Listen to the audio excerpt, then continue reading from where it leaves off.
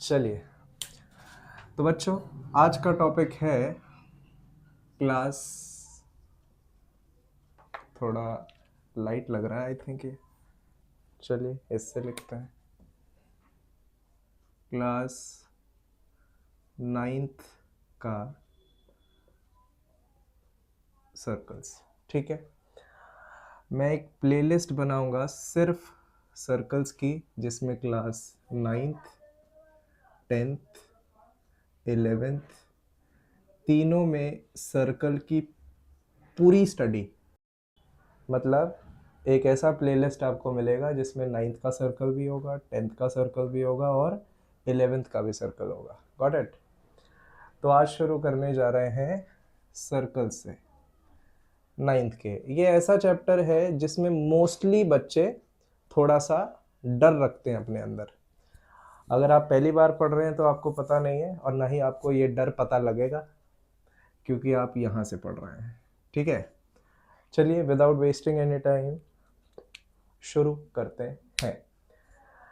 सबसे पहले सीखेंगे सर्कल होता क्या है। ठीक है, तो what is a circle actually?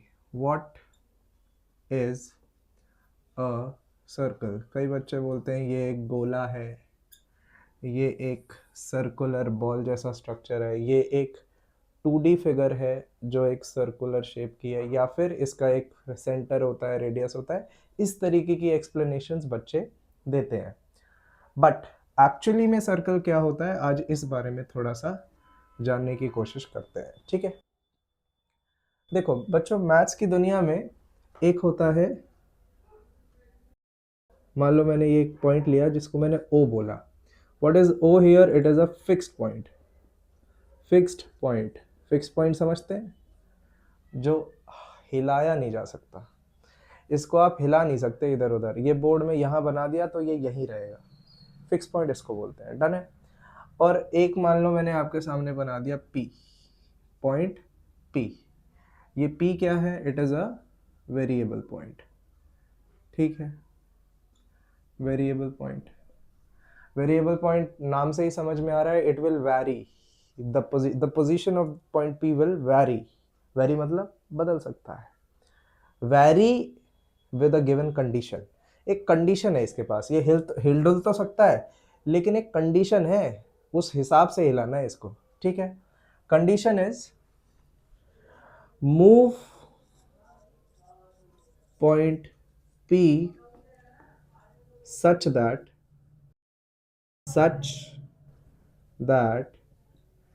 its distance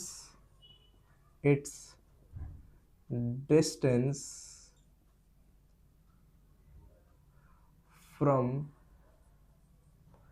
the fixed point remains unchanged, या remains same, या remains constant। ठीक है, remains unchanged, remains same, remains constant। ठीक है, कहने का क्या तात्पर्य है, आपको दिख रहा होगा कि ये एक किसी डिस्टेंस पे है, ये किसी डिस्टेंस पे है ओ से कोई दूरी पे वो बैठा है। आप इसको मूव तो कर सकते हैं लेकिन with a given condition that the distance of between the two points should be constant. मतलब सर मैं इसको इस तरीके से हिलाऊं ताकि ये डिस्टेंस छोटा भी ना हो और बड़ा भी ना हो, ना पास आना चाहिए ना दूर जाना चाहिए, लेकिन हिलाना भी है। तो आप समझ पा रहे होंगे कि मैं इसको एक सर्कुलर पाथ पे मूव करा पाऊंगा, एक सर्कुलर पाथ पे मूव करा पाऊंगा। इस पाथ पे P कहीं भी रहेगा, उसकी डिस्टेंस फिक्स पॉइंट से सेम रहेगी। हाँ कि ना? यस। मतलब a circle is a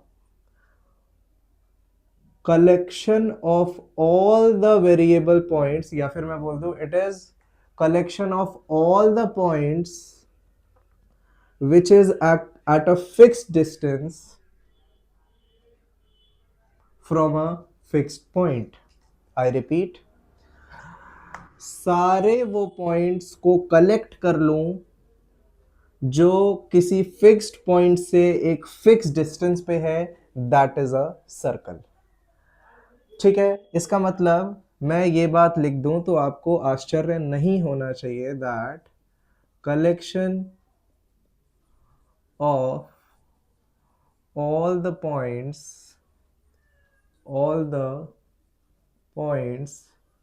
which are at a fixed distance from a fixed point। एक बार पढ़ लेते हैं, collection of all the points which are at a fixed distance from a fixed point is called a circle। ठीक है, आप लोग कई किताबों में इसका डेफिनेशन थोड़ा सा बदला हुआ भी देख सकते हैं। ये जो collection of all the points हैं, ध्यान से नोट करो। एक बात बताओ, ये P को ही मैं मूव करा रहा हूं, तो पॉइंट तो P ही है, तो P ही तो सर पॉइंट है। ऑल द पॉइंट्स कहां से आ गए? तो इसके अगर अप्रोच से आप सीखेंगे तो आप ये बात कह सकते हैं, ये P पॉइंट जहां जहां चलेगा P पॉइंट के फुटप्रिंट्स होंगे। तो आप बोल सकते हैं fit footprints of variable P, है ना? इस बात को लिख सकते हैं फुटप्रिंट्स ऑफ वेरिएबल पॉइंट। ये बात भी सही है ना? फुटप्रिंट्स ऑफ वेरिएबल पॉइंट, इस डेफिनेशन में ये वर्ड थोड़ा फिट नहीं बैठ रहा है, इसका अलग बना लेते हैं। ठीक है, footprints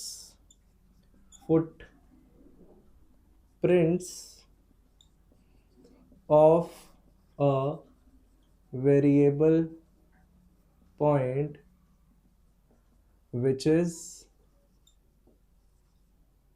which is footprints of a variable point which is at a fixed distance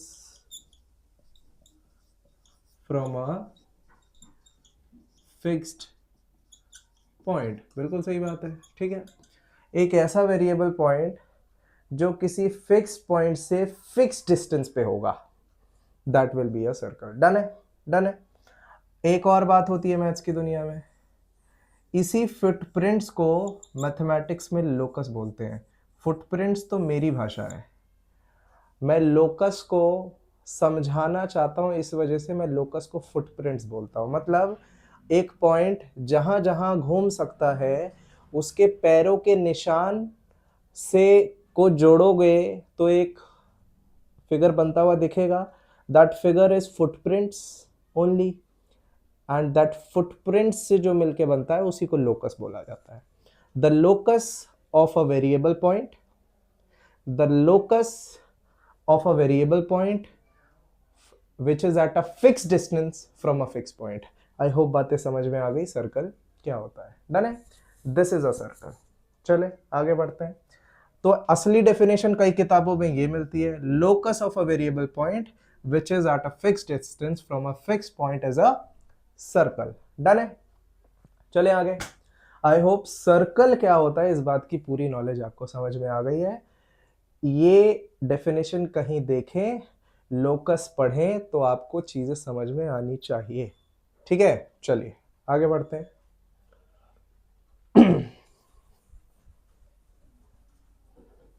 done है।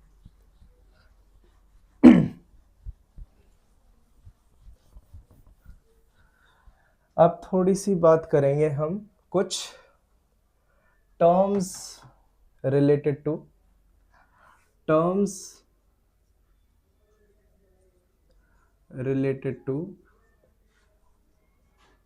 सर्कल्स। ठीक है, सर्कल्स में कुछ टर्म्स होते हैं जिनको आपको समझना है। इन टर्म्स को एक्चुअली में आप पार्ट्स ऑफ सर्कल भी बोल सकते हो, पार्ट्स ऑफ सर्कल।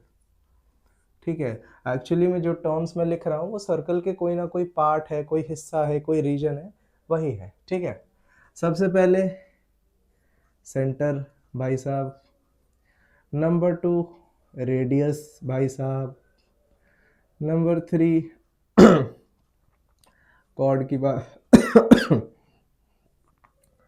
कॉर्ड की बात कर लेंगे, डायामीटर की बात कर लेंगे, आर्क की बात कर लेंगे। इसके दो टाइप होते हैं, माइनर आर्क, मेजर आर्क। ऐसे ही सेक्टर है, ऐसे ही सेगमेंट है। इन दोनों के दो दो पार्ट हैं। सेगमेंट, सेक्टर भी माइनर सेक्टर है,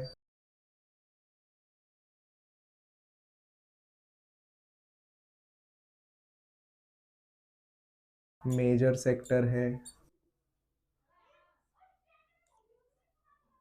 सेगमेंट में भी दो दो चीज़ें हैं, माइनर सेगमेंट और मेजर सेगमेंट। ठीक है, इतनी चीज़ें आ गई। इसके बाद टेंजेंट भी एक चीज़ होती है। इसके बाद सीकेंट भी एक चीज़ होती है। ठीक है, सेंटर हो गया, रेडियस हो गया, कॉर्ड हो गया, डायामीटर हो गया, आर्क हो गई, सेक्टर हो गया, सेगमेंट हो गया, टेंजेंट, सीकेंट। एक सरकमफेरेंस और एरिया तो आप जानते ही हैं, है ना। सरकमफेरेंस और एरिया ऑफ सर्कल। ठीक है इतने बारे में हम डिस्कस करने जा रहे हैं कि कौन चीज़ क्या होती है। आपके 9th क्लास में जनरली क्या क्या चीज़ें काम आएंगी या क्या क्या चीज़ें होनी चाहिए, ये पता होना चाहिए। ये तो आप पहले से जानते हैं दोनों, बट पता होने चाहिए। Centre, radius, chord, diameter, arc, sector. यहाँ पे आपको नहीं भी पता है तो चलेगा, सेगमेंट नहीं पता है चलेगा, टेंजेंट नहीं पता है चलेगा, सीकेंट नहीं पता है चलेगा। ठीक है, क्योंकि ये बातें are important for class 10th and these all are important for class 9th। Done है। इतनी चीज़ें समझेंगे तो आपको 9th में दिक्कत नहीं आएगी, इतनी चीज़ें समझेंगे तो 10th में भी दिक्कत नहीं आएगी, दोनों समझ लेंगे तो दोनों में दिक्कत नहीं आएगी। तो बेटर है हम दोनों सिखा देते हैं। 10th की बातें फिर 10th अगली वीडियो में कराएंगे। ठीक है, चले आगे, लेट्स स्टार्ट। सबसे पहली बात करते हैं हम एरिया की। डन है। अब बच्चों एक सर्कल है, इस सर्कल के अंदर कितना एरिया समा रहा है वो एरिया होता है। ये तो कोई कहने की बात नहीं है। एरिया का formula pi r square. Done है। और लेंथ ऑफ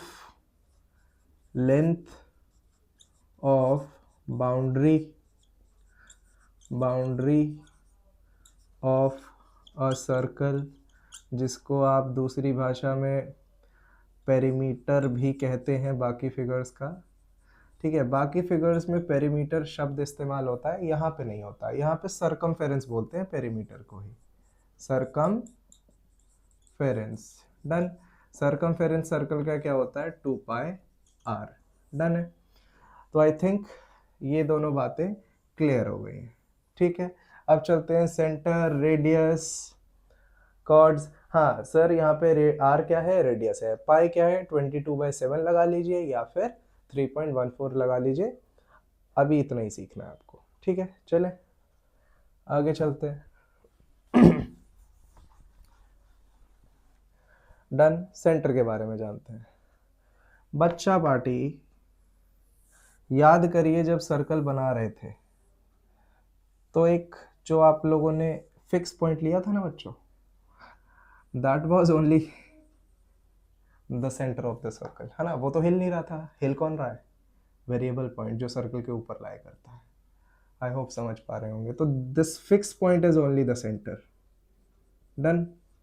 और जो वेरिएबल पॉइंट और फिक्स पॉइंट के बीच का जो डिस्टेंस है इसको कहते हैं रेडियस। डन है। तो आई थिंक सेंटर भी समझ में आ गया, रेडियस भी समझ में आ गया। ठीक है, अब कॉर्ड, डायमीटर और आर्क की बात करते हैं। डन। चलिए आगे बढ़ते हैं। ये जो distance between the variable point जो सर्कल के ऊपर लाई करता है और सेंटर, इन दोनों के बीच का डिस्टेंस इज योर रेडियस। ठीक है, चले आगे चलते हैं। ठीक है, आगे बात करते हैं कॉर्ड की। ठीक है, कॉर्ड क्या होता है, मान लीजिए आपने एक सर्कल बनाया। ठीक है, अब सर्कल के ऊपर, चलो इससे पहले मैं आपको उससे पहले एक बात और बता देता हूँ बच्चों। ये एक पॉइंट है ए, ये एक पॉइंट है बी, और ये एक पॉइंट है सी। ठीक है, ए जो है वो है interior of the circle, interior of the circle. ठीक है, A is at interior of the circle, B is on the circle, on the circle.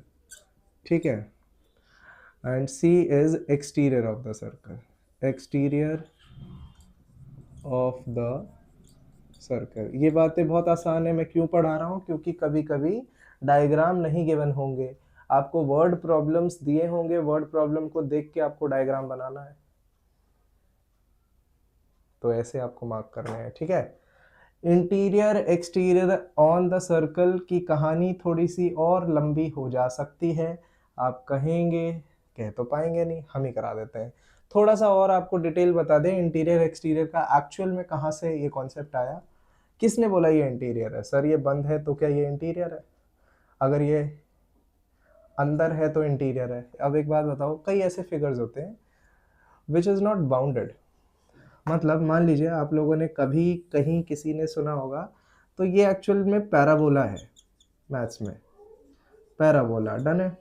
अब ये क्लोज्ड फिगर तो है नहीं, तो सर क्या इसका इंटीरियर और एक्सटीरियर होता है जो क्लोज्ड नहीं होता है? यस। कैसे डिसाइड करेंगे, ये इंटीरियर या ये इंटीरियर? समझ पा रहे होगे, बंद तो है नहीं, कैसे करें? तो उसके लिए चीज़ें आती हैं, टेंजेंट का कॉन्सेप्ट। टेंजेंट क्या होता है, इसके लिए चलो ये पढ़ाने के लिए टेंजेंट भी हो जाएगा और ये भी सीख जाओगे। टेंजेंट बताते हैं, टेंजेंट क्या होता है। तो बच्चों ये बात नोट हो गई है, ठीक है, ये बात नोट हो गई। उसके बाद जब ये पढ़ाएंगे तो आप कोरिलेट कर पाएंगे कि हाँ इस हिसाब से सर ने सही लिखवाया है। चलिए देखिए बच्चों, ये है एक सर्कल, मान लीजिए मैंने एक लाइन बनाई, लाइन समझ रहे हैं, it is a line not a line segment, it is a line not a line segment, endless line. ठीक है, अब ये एक लाइन सर्कल को टच कर रही है बस, और वो टचिंग पॉइंट ये है, मान लो ए, डन।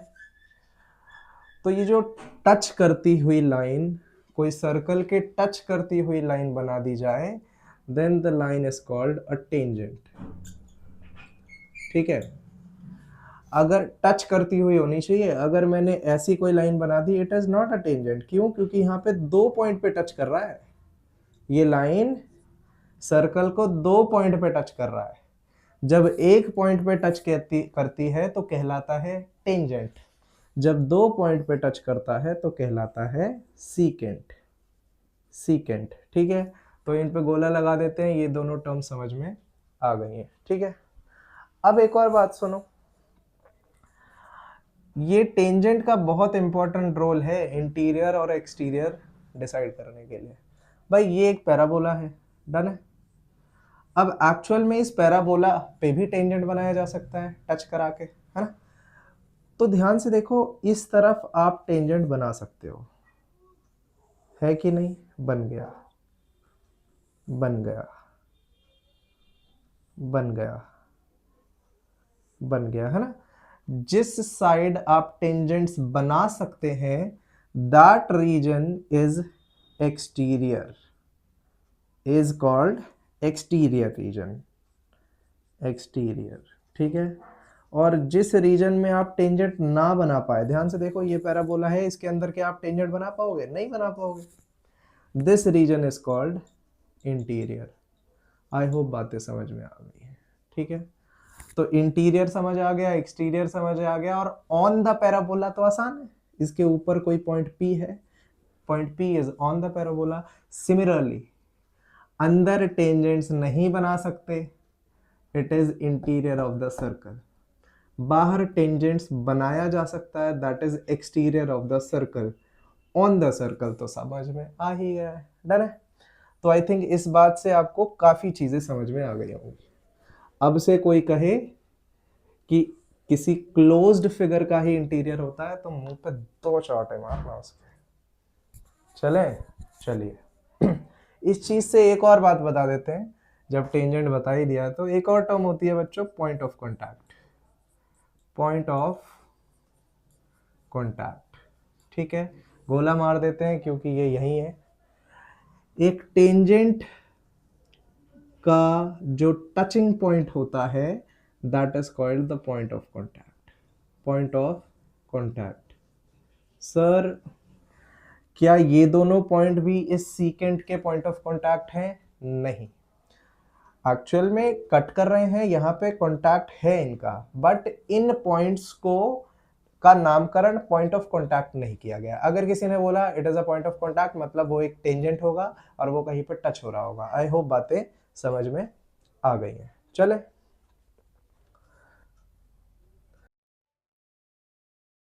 अब बात करते हैं chord, diameter, arc sector, segment. चले, चलिए बच्चों, कॉर्ड क्या होता है?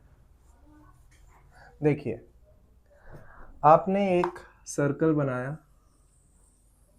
ठीक है, इस सर्कल पे मैंने एक लाइन सेगमेंट बना दी जो जिसके दोनों एंड पॉइंट्स सर्कल के ऊपर लाई करते हो। क्या?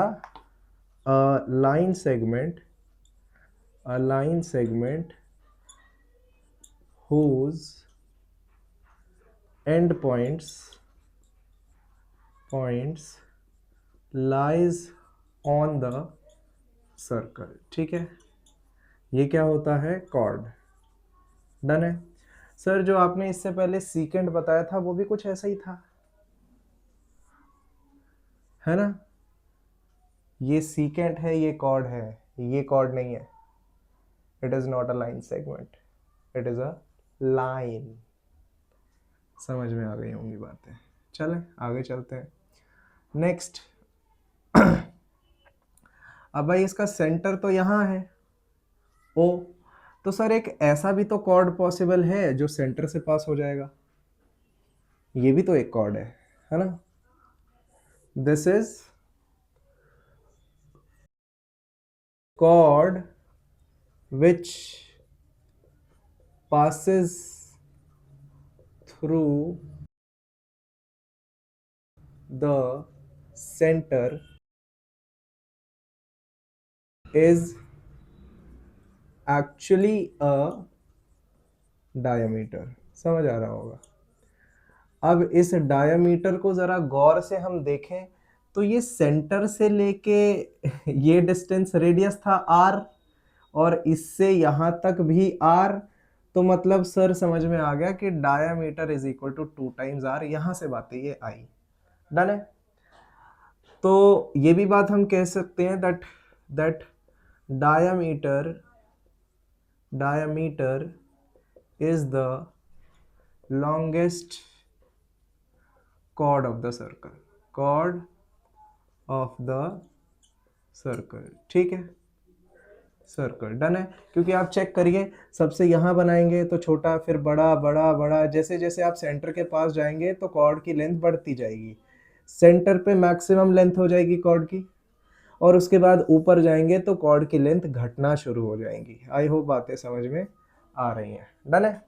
तो आई थिंक कॉर्ड भी खत्म, डायमीटर भी खत्म। अब बारी आई सेक्टर, आर्क और सेगमेंट की। चले आगे, चलिए।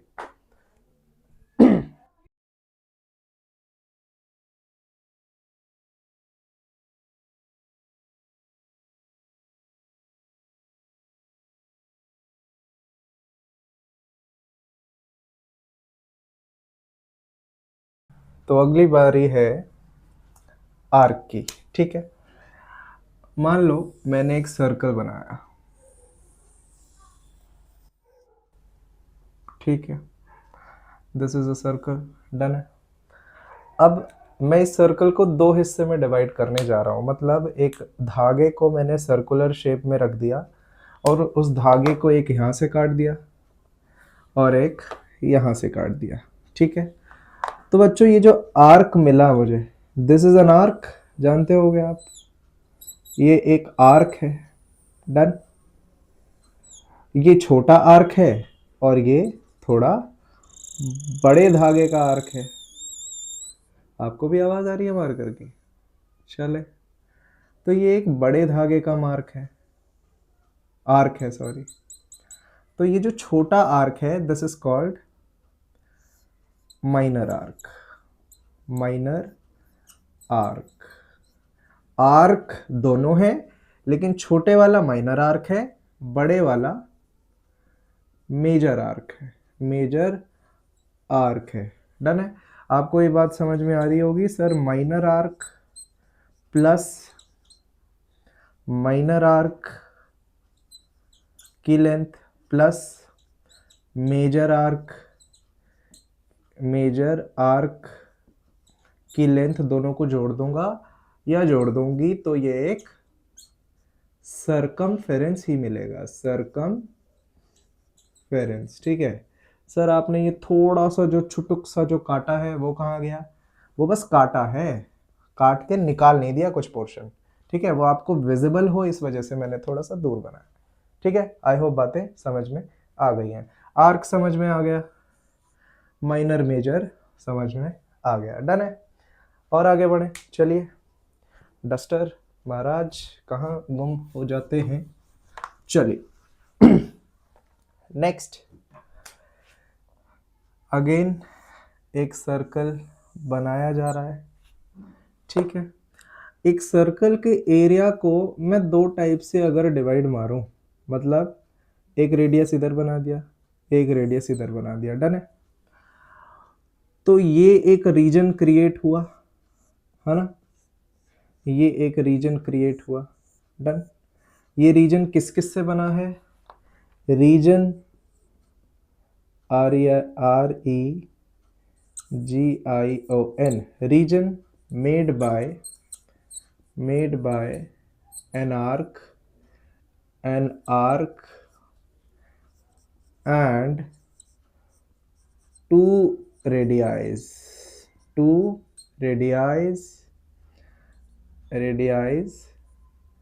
is called a sector. समझ गए बात? दो रेडियस और एक आर्क से बनने वाला रीजन, बाउंड होने वाला region is called a sector, done है। देखिए ये एक रेडियस, ये एक रेडियस, ये एक आर्क है ना, तो ये एक सेक्टर हो गया। आप लोग अगर नोटिस कर पाए तो ध्यान से देखिए, सर रेडियस तो ये है, रेडियस ये भी है, सर आर्क तो ये भी है ना, तो ये बड़ा वाला पोर्शन भी तो सेक्टर कहलाएगा। आप गलत नहीं है, कहलाएगा। तो सर दोनों सेक्टर हैं, दोनों फर्क क्या हुआ? ये वाले सेक्टर में छोटा वाला आर्क लगा है, माइनर आर्क लगा है, तो माइनर आर्क और दो रेडियस से बनने वाला सेक्टर बना minor sector, minor sector, done है। और बड़ा आर्क, मेजर आर्क और दो रेडियस से बनने वाला रीजन बना मेजर सेक्टर। आई होप बातें क्लियर है। Sector done, minor major done, done है। Last but not the least, segment. चलिए शुरू करते हैं, मिटा दें, चले चले चले, डन। तो बच्चों अगला टॉपिक, फिर से एक डायग्राम लगेगा। कितना डायग्राम लिखवाएंगे सर? बनवाएंगे सर, सर्कल बनाने में नानी याद आ जाती है? सोचिए बोर्ड पे बनाना पड़ेगा तो क्या हाल होगा, ठीक है। चले तो अब अगर मैं जस्ट एक कॉर्ड बना दूं, सर इससे भी तो कुछ रीजन अलग अलग हो गया। एक रीजन ये है ना, है ना, और एक रीजन ये है। डन है। तो reason bounded by a chord and an arc is called a segment, है ना। सेम कॉन्सेप्ट सर, कॉर्ड ये भी है, आर्क ये भी है, तो ये भी एक सेगमेंट होगा। तो नीचे वाला माइनर आर्क से बना है तो माइनर सेगमेंट, ठीक है। ऊपर वाला मेजर आर्क से बना है तो मेजर सेगमेंट, ठीक है।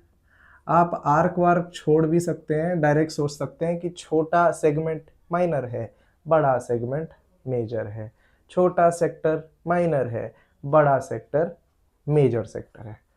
डन है। आई होप बातें क्लियर हैं। अब शुरू करते हैं थ्योरम्स ऑन सर्कल्स, ठीक है। मोस्ट इंपॉर्टेंट पार्ट आ गया है आपकी क्लास का, क्लास 9th का, थ्योरम्स ऑन सर्कल। अगर इस पे कमांड आपकी बन गई तो सर्कल्स पे कमांड ऑटोमेटिकली आ जाएगी। डन है। चले, तो बच्चों मैं आपको आपकी इंफॉर्मेशन के लिए बता दूं, आपके सिलेबस में जो प्रूफ है वो सिर्फ 2 है। एक number 1 according to NCERT number 1 का प्रूफ आपको पढ़ना है, एंड नंबर 7 का प्रूफ आपको पढ़ना है। पढ़ने का मतलब क्या है, इन दोनों को एग्जाम में टीचर आपसे पूछ सकता है। बाकियों का प्रूफ आपसे नहीं पूछा जाएगा, बट मैं जो पढ़ाता हूं बिना प्रूफ के नहीं पढ़ाता। तो हम सबका प्रूफ लाइन बाय लाइन सीखेंगे, जानेंगे। मेरी ये फिलॉसफी रहती है कि अगर आप लोग हर चीज़ का प्रूफ समझ के आगे बढ़ेंगे तो जब हॉट्स क्वेश्चन बनाए जाते हैं तो उस केस में आपको चीज़ें टैकल करना बहुत आसान हो जाता है। डन है। चले, तो एक एक करके लेट्स स्टार्ट द थ्योरम्स। चलिए शुरू करते हैं।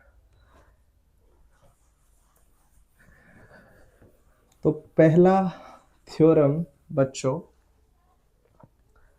पहला थ्योरम है 2 इक्वल कॉर्ड्स के बारे में, ठीक है। Theorem number 1,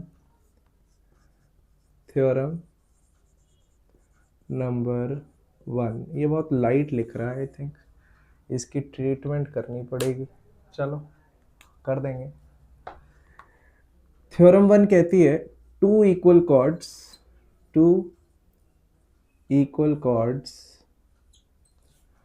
of a circle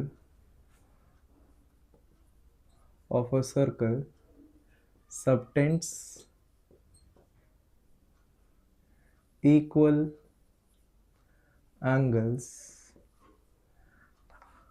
at the center। कहने का क्या तात्पर्य है कि अगर आपने एक सर्कल बनाया,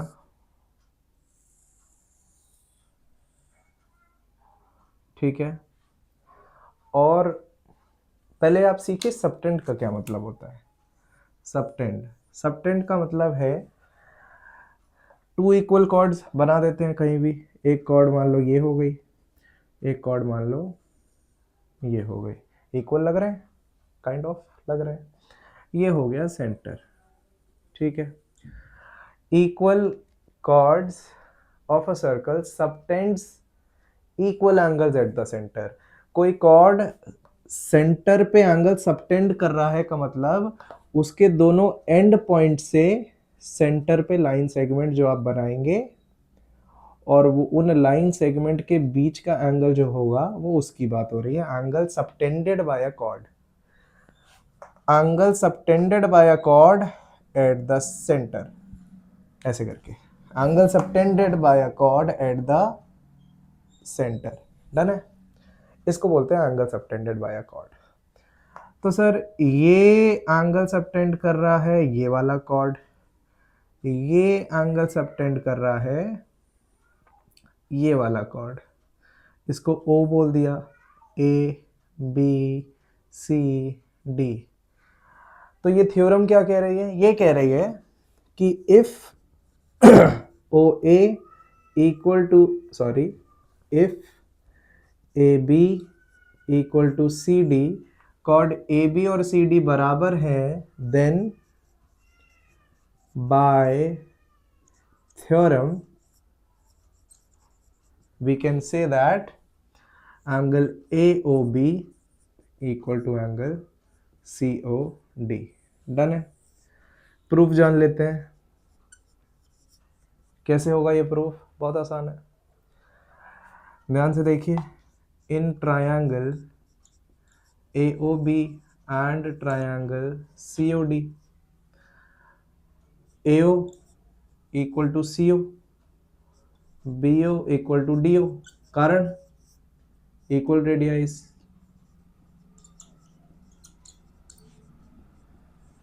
done,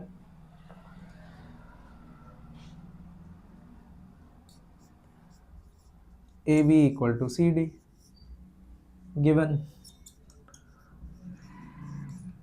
so by SSS congruence rule, triangle AOB congruent to triangle COD, so by CPCT angle AOB equal to angle COD।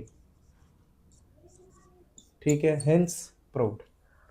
Done है बच्चों, थ्योरम नंबर 1 समाप्त हुआ। नंबर 2 भी एक्चुअल में इसका कन्वर्स ही है, तो इसी पे आपको बता देते हैं नंबर 2 क्या है। ठीक है, थ्योरम नंबर 2 कहती है बच्चों कि इफ टू कॉर्ड्स सबटेंड्स, ठीक है, थोड़ा यहाँ पे रोशनी आ रही है बट एडजस्ट कर लेना। If two chords subtends equal angles at the center, then the chords are equal। तो ये थ्योरम 2 है बच्चों, थ्योरम 2। तो थ्योरम 2 क्या कह रही है कि अगर दो कॉर्ड ने इक्वल एंगल सबटेंड किया है सेंटर पे, तो दोनों कॉर्ड्स भी बराबर होंगी। इससे पहले वाला क्या था, दो कॉर्ड्स बराबर होंगी तो एंगल सबटेंडेड भी बराबर होंगे। अगली थ्योरम कह रही है अगर एंगल सबटेंडेड बराबर है तो दो कॉर्ड्स भी बराबर होंगे, उसी का कन्वर्स है। तो इस थ्योरम, इस प्रूफ में ही अगर मैं इसको सेकंड का प्रूफ बनाना चाहूं तो कायदे से क्या बात हो जाएगी, ये चला जाएगा ऊपर, ये चला जाएगा नीचे, कि भाई ये चीज गिवन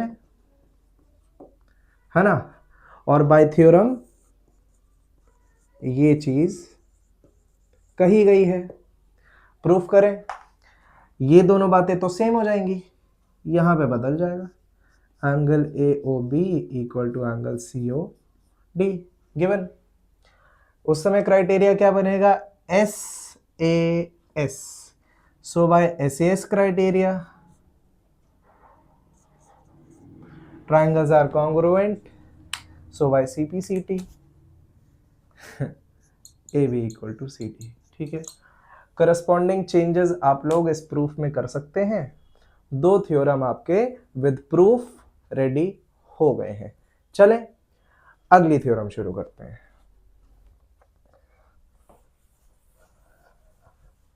दो थ्योरम समाप्त, नंबर 3 की बारी। चलिए तो बच्चों नंबर 3 थ्योरम जो कहती है, थ्योरम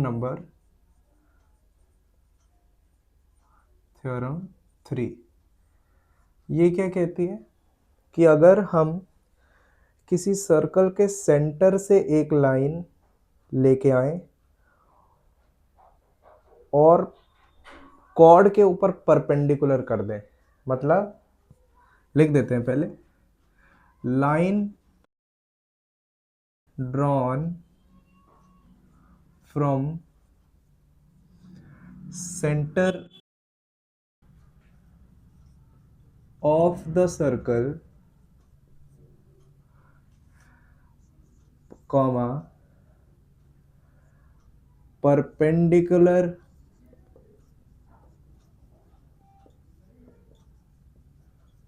to the chord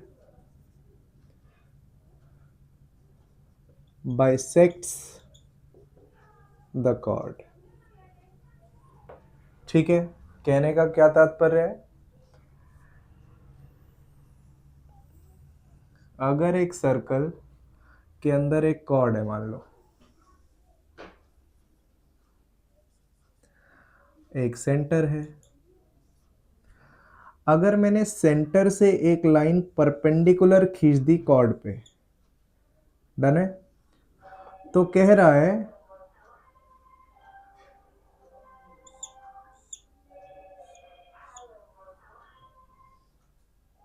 ये लाइन आधे आधे में डिवाइड हो जाएगी। If a line drawn from the centre of the circle perpendicular to the chord bisects the chord, done है। मतलब इफ ओ, पी नाम दे देते हैं इसको, ए नाम दे देते हैं, बी नाम दे देते हैं, if OP perpendicular to AB, then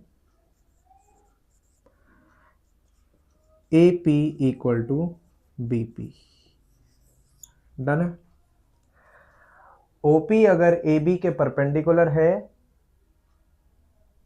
तो वो दो आधे आधे टुकड़ों में डिवाइड हो जाएगा।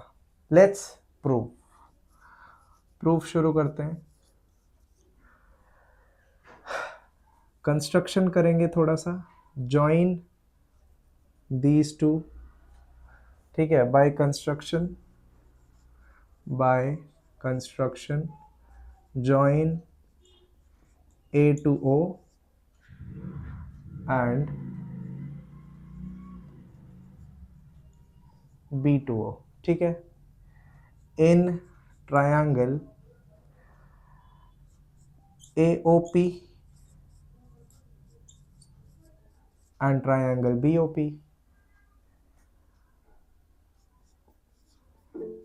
AO is equal to BO,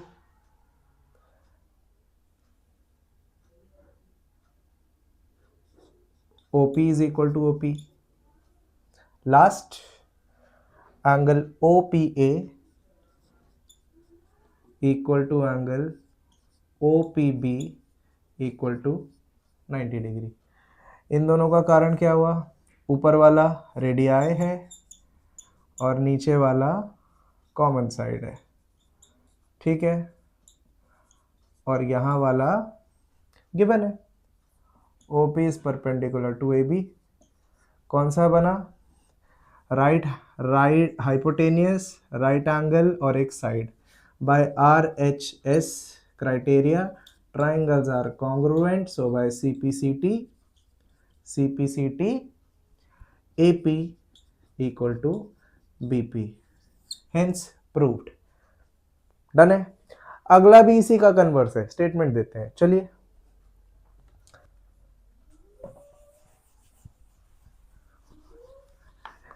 इसी का सिमिलर है, इसी में करा सकते थे बट कोई बात नहीं। नंबर 4, वो क्या कह रहा है अगले में, एक लाइन सेंटर से आई, कॉर्ड को आधे आधे में डिवाइड कर दी तो वो परपेंडिकुलर होगा। खेला चल रहा है, मतलब क्या, एक सर्कल में एक कॉर्ड है जी, इस कॉर्ड में एक सेंटर है जी, इस सेंटर से एक लाइन बनाई है जी, और इस लाइन ने कॉर्ड को दो इक्वल पार्ट में डिवाइड कर दिया है जी। ठीक है, तो ये जो लाइन बनाई है ये परपेंडिकुलर होगी। चले नाउ इसी पे बता देते हैं, ध्यान से देखिए। ये परपेंडिकुलर आपको प्रूफ करना है, गिवन नहीं है। गिवन क्या है, ये दो इक्वल पार्ट्स हैं। ठीक है, आप क्या करेंगे, लाइन ज्वाइन करेंगे, ए बी पी, डन। ध्यान से देखिए, ये साइड इसके बराबर, ये आधा पोर्शन इसके बराबर इस ट्राइंगल में और इस ट्राइंगल में, डन है। ये इसके बराबर है रेडियाई, ये इसके बराबर है, गिवन है, ये कॉमन साइड हो गई। So by triple S criteria triangles are congruent. So by CPCT this angle equal to this angle. अगर ये x है तो ये भी x है। लीनियर पेयर से हुआ x plus x is equal to 180, x is 2x is equal to 180, x is equal to 90 degree. अगर x 90 है मतलब ये लाइन इसके परपेंडिकुलर है। डन है बच्चों, स्टेटमेंट दे देते हैं। Statement is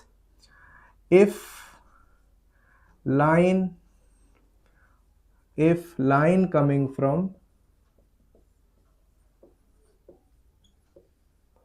center of the circle, ठीक है, bisecting a chord will be perpendicular to the chord, perpendicular to the chord। Done है, इसके हिसाब से बातें लिख दे रहे हैं क्या, कि if AP equal to BP, OP is perpendicular to AB by theorem. ठीक है, उसी का कन्वर्स है। आई होप बातें समझ में आ गई हैं। 4 थ्योरम हमारी डन हो गई है।